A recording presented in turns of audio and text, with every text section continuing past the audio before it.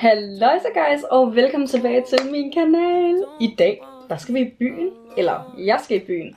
Og derfor så tænker jeg, at jeg vil lave mit go-to byen makeup. Og det er altså det, jeg sidder med her. Jeg er blevet helt vild med denne her form for makeup, når jeg tager i byen. Jeg ved, det er meget i forhold til, hvad andre går med, men jeg synes, det er pretty, og jeg elsker at sidde og høre noget musik, inden man tager i byen, og lige preppe lidt og gøre sig lidt lækker og sådan. Lad os kigge på, hvordan jeg har lavet den her makeup, fordi at den er cute, og det har altså taget noget tid for, det er, at jeg ligesom har fået perfektioneret, eller sådan fundet de rigtige produkter til, hvad for nogen, der kan holde igennem et bytur, vil jeg sige.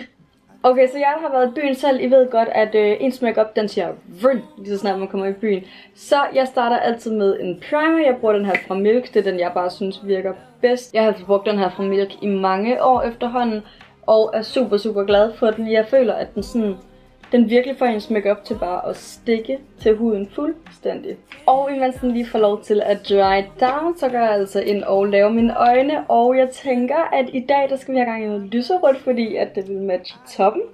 Jeg går faktisk bare ind med den her palette fra KK Cosmetics. Jeg tror faktisk, det er Stephanie fra Familiefabrikkens brand, hvis ikke jeg husker helt forkert. Så jeg lægger altså lige en base, og det gør jeg bare med en concealer, for det er, at jeg ved, at den her palette, den både får lov til at få de bedste chancer i forhold til pigmentering, men også i forhold til, at det holder godt, når man har lagt en sticky base. Man kan også bruge øjenskyggeprimer, men det føler jeg bare, altså, man kan også lige så godt bare bruge concealer, ikke? Just like this. Og prøv lige at kigge på den her palette, altså er den ikke smuk? Elsker. Så går jeg altid lige ind med den her, der hedder Untamed, til lige at skabe lidt dybde i øjet. Og på en lidt mere fluffy børste, så går jeg ind med den, der hedder Wristbot, til ligesom at få det hele blendet lidt ud og blendet lidt sammen. Og så igen på den lidt mere kompakte børste går jeg tilbage med den, der hedder Untamed, og lige ligger herude i kanten, så det er, at jeg får lidt mere af et cat eye look, og får den trukket lidt mere ud. Normalt så vil jeg faktisk gå ind med den, der hedder Moonshine nu, denne her glimmer en hernede. Men jeg tænker, fordi vi har denne her top på i dag, så skal vi køre pink. Så vi tager den, der hedder Love Story. Den har ligesom sådan lidt et pink skær til sig. Prøv lige at se den her. Elsker. Og den kører altså bare på med fingrene, det synes jeg altså virker bedst. Just like this. Og jeg ved, at der er mega mange, der slet ikke går så meget ud af sin makeup, når det er, at de tager i byen. Jeg plejer bare at elske at gøre mig klar. Altså det der moment, inden det er en fest, at man bare kan få lov til at lege med noget makeup, høre noget godt med Dina, få ligesom sådan gang i det hele, inden det er, at man skal til fest. Elsker. Det er nærmest bedre end selve festen. Man kalder det være sådan her lidt mere sådan tydeligt stribet, men jeg tager altså altid lige en børste og lige får blendet det hele sammen, for at være sikker på, at det går i et med hinanden, ikke? Men det gør så også, at glimmeren den kan forsvinde lidt, så den ikke er lige så tydelig, som den ellers kunne være. Og nu kan I se, nu har jeg også lidt forlag nede under øjnene, så det er derfor, jeg gør det, inden jeg lægger resten af makeup. Fordi nu skal vi videre til ansigtsmakeupen, og der kan man bare lige gøre sådan her. Og så er det faktisk stort set væk. Så går jeg med min Hello Glow fra Elf. Jeg plejer bare at køre et lille smule på den her, fordi at, som I kan se, jeg har akne. Og jeg kan ikke dække det med den her, altså det ved jeg godt, jeg kan. Så derfor så går jeg ind med en concealer bagefter, og ligesom bare dækker det, der er nødvendigt. Men jeg føler bare, at den giver det her vildt flotte glow til huden, og vildt naturlige til huden. Så kan I se, at vi i hvert fald har fået en masse glow. Jeg skynder mig lige at lægge mine cremeprodukter, og så skal de virkelig have noget puder, fordi jeg hader at se så shiny ud, som jeg gør. Men det er jo en del af charmen, kan man sige. Der er nogen, der elsker det. Men fordi jeg har ulighed af hud, så er jeg sådan, det skal væk med det samme. Altså det skal det virkelig, fordi jeg kan ikke lide at ligne sådan her greasy mess. Men man kan jo så også sige, at det er en del af denne her trend med the glass skin og dewy skin og det hele. Det vil bare sige, det er mit største mareridt, at min hud ser sådan her ud. Og når jeg går ind med min concealer her, så sørger jeg også for lige at gå tæt på øjenskyggen her, så det er, at jeg lige kan lave en lidt skarpere kant. Det elsker jeg virkelig, og det er et trick, jeg har brugt mange gange, fordi man kan se her forskellen på det her og det her. Altså det her det er meget mere skarpt og sådan løftet, føler jeg også. Så går jeg med en creme contour, og normalt vil jeg virkelig bruge den fra Milk, men jeg har brugt det sidste af den op her fra ikke så lang tid siden, og har simpelthen ikke lige været nede i Sephora for at hente en ny. Så lige nu der bruger jeg bare en, jeg på lager. Det her det er en fra W7, men Altså jeg vil sige, at den er slet ikke lige så god som den fra Milk. Man kan sige, at prisforskellen den er der helt klart også, men jeg savner min lille Milk på kontur. Ej, seriøst piger, nu ved jeg mange yngre følgere, som højst sandsynligt ikke har været i byen. Men I skal seriøst glæde jer til at komme i byen. Der er mange, der har det sådan, nu hvor det er at have en kæreste, og så har jeg altså i byen og alt sådan noget der. Men jeg må sige seriøst, den bedste følelse i verden, det er at være tipsy, stå med... Ej, jeg håber, de er okay derude.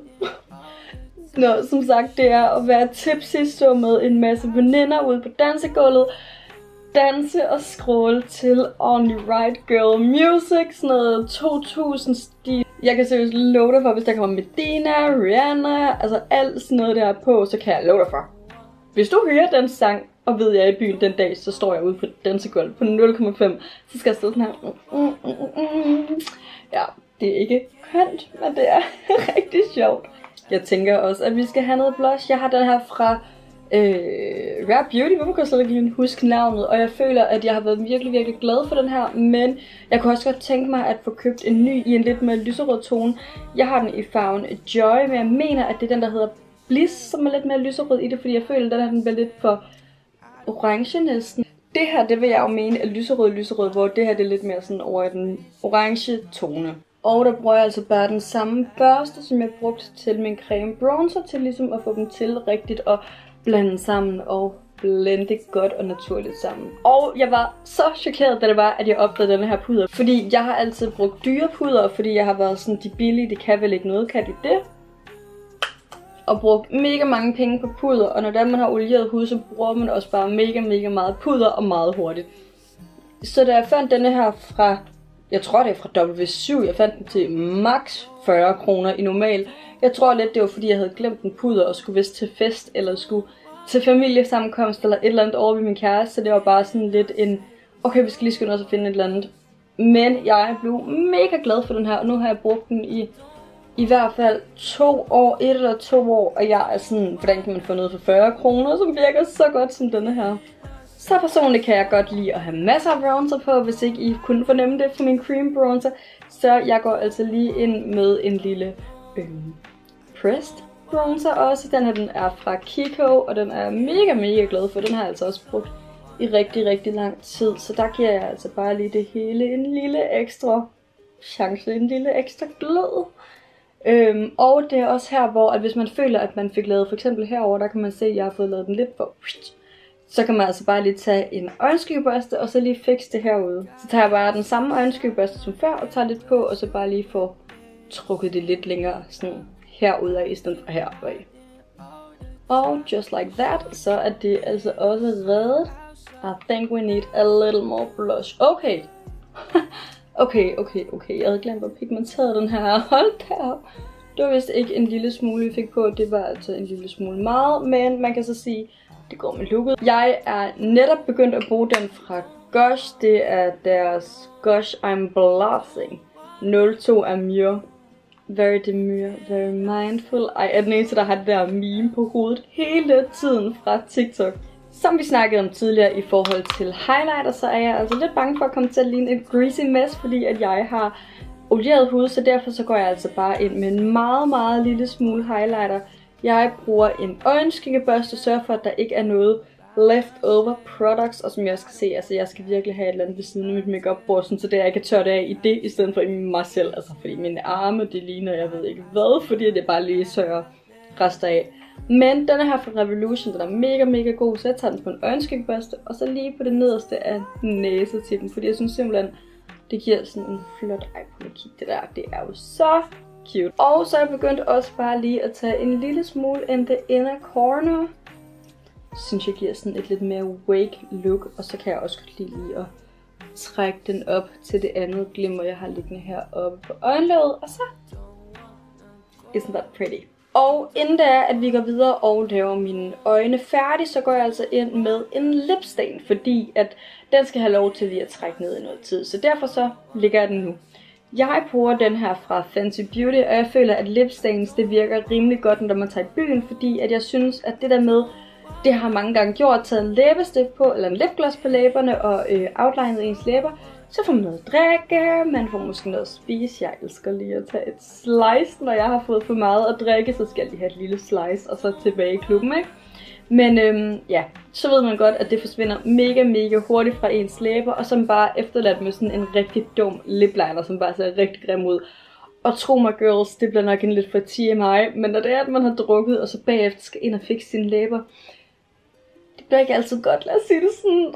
Den her, det er deres lipstain fra Fenty Beauty. Min, det er i farven My Type 01. Og den kommer ud meget voldsom. Og første gang jeg brugte den, der blev det også meget voldsom. Det har jeg en video på lige heroppe, som jeg vil linke til. Men jeg sørger for lige at putte det på her. Og så lige så stille få det lagt jævnt, men med tyndt lag, for det er der altså brug for. Og med en lipstain, der er det altså også vigtigt at sige, at hvis man kommer til at ramme uden for kanterne, uden for læben, så er det vigtigt at få det væk med det samme, fordi ellers så stainer det også din hud. Og det har man ikke lyst til. Så jeg lægger bare det på underlæben. Gør sådan her, og så tager jeg lige det overskydende. Og lige tegner op, fordi så får jeg et lidt tyndere lag nede på underlæben. Så lader vi lige den trække ind, imens jeg lige får lavet mine øjne. Jeg er begyndt, i hvert fald når jeg er på baren, mit arbejde barn, ikke når jeg er på bar, men så er jeg begyndt at bruge en eyeliner i min vandlinje, fordi jeg føler, at det får mine øjne til at poppe meget mere og være meget mere sådan hvis det giver mening. Så jeg bruger denne her fra Lancome. Det er altså den, som jeg synes virker allerbedst på mig. Og så kan man tænke adder, men jeg gør lige sådan her for ligesom at aktivere den, for det føler jeg altså virker meget bedre. Og ligger i min vandlinje. Sådan der. Så giver det altså noget helt andet. Og så kører jeg ind med noget mascara igen fra Lancome. Både på over- og undervipperne.